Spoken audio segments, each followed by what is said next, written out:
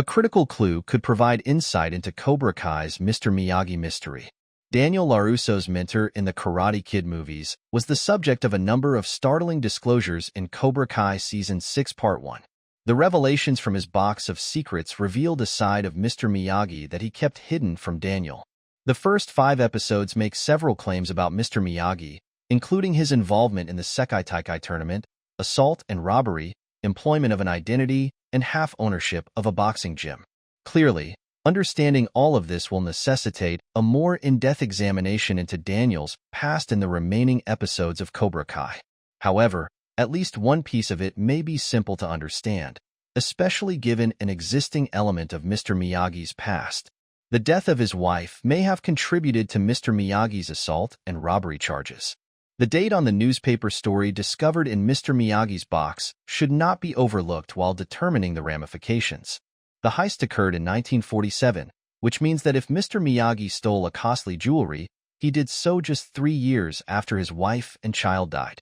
The Karate Kid claims that his wife passed away in 1944 due to complications during childbirth, following her imprisonment in a Japanese internment camp during World War II.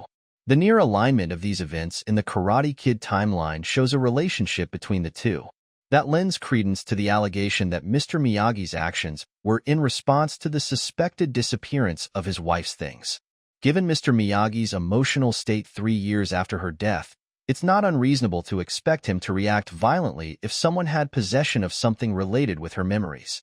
It's possible that he was only trying to reclaim her jewelry, or that he mistook it for her necklace, which resulted in the claimed crime. His wife's death may tie into the show's other Mr. Miyagi mysteries. What happened to his wife could be the most important piece of the jigsaw.